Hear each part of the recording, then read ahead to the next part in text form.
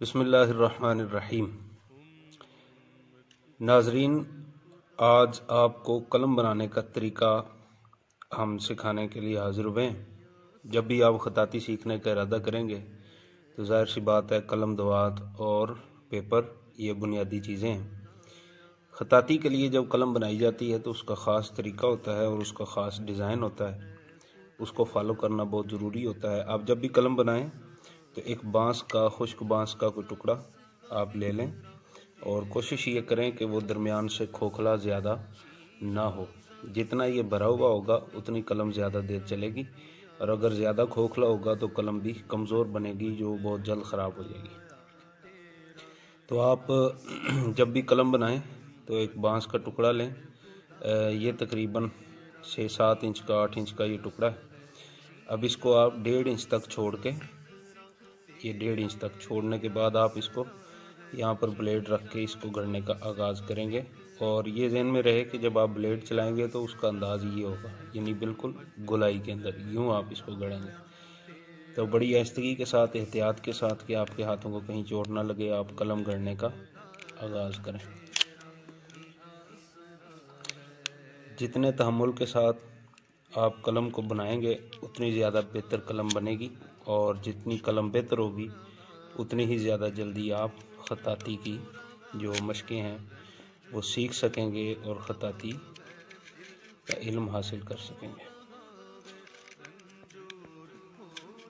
जैसा कि मैंने इब्तिदा में बताया कि जब आप कलम को गढ़ेंगे तो उसका अंदाज़ ये होगा, उससे कलम की ये शेप बन जाएगी, ये जैसी आप स्क्रीन पर देख रहे हैं, यानी बिल्कुल यूँ गुलाई के अंदर बनेगी।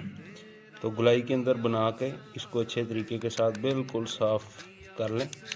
यूँ आप इसको गढ़ते चले जाएं आहिस्तगी के साथ, बहुत ज़्यादा जल्दबाजी में नहीं, बिल्कुल आहिस्तगी और तहम्मुल के साथ आप इसको बनाएं। जितनी आपने चौड़ी कलम या कत जितना चौड़ा आपने इसका बनाना है वहाँ तक आप इसको यूँ करके साफ़ करेंगे।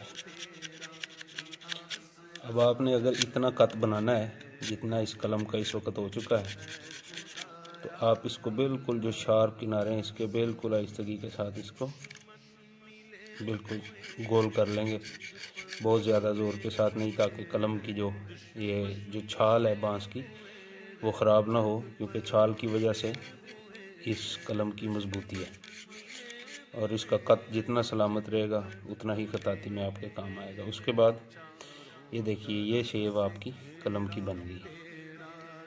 तो अब बैक साइड पर इसी तरह हल्का सा कट लगा के, यूं कट लगा के आप इसको बारीक करेंगे अपने कत को।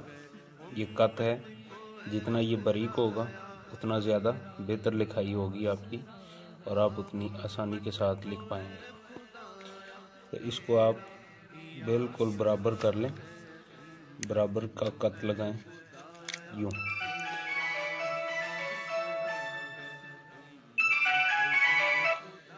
और जब आप ये बैक साइड से भी कर चुके हैं तो अब आपके पास एक कत बनकर सामने आ चुका है। आप इसको लगाने के लिए कोई भी लकड़ी की चीज़ रखें और उसके ऊपर यूँ ब्लेड रख लें, और इतने फासले से आप इसको काटेंगे ऊपर किसी वज़नी चीज़ से दबाव डालकर, या कोई हथौड़ी वगैरह के साथ, जैसा कि मैं भी आपको लगा के दिखाने वाला हूँ। यूँ करके आप जब कत बन जाएगा आपका, तो ये देखिए कितना साफ़ सुथरा कत बन के सामने आ गया। ये ख़त नस्तालीक है, उसके लिए ये कत है।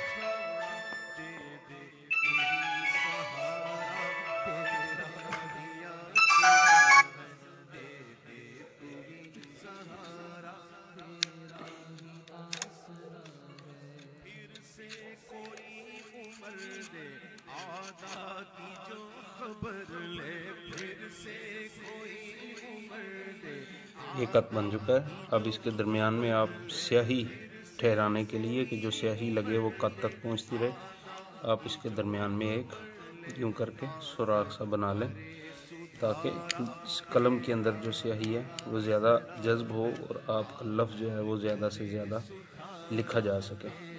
अगर आप ये नहीं लगाएंगे तो इस सूरत में होता ये है کہ تھوڑا سا حرف لکھا گیا اور سیاہی قلم سے ختم اور دوبارہ آپ کو ڈبونا پڑے گی.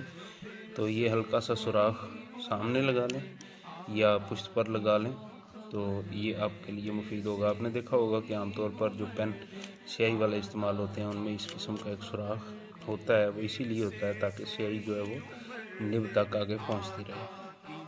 تو ناظرین یہ قلم بنانے کا طریقہ ہے.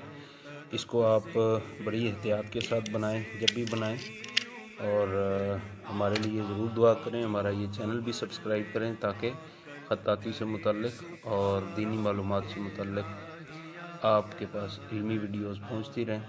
اللہ کریم آپ سب کا حامی و ناصر ہو. فی امان اللہ.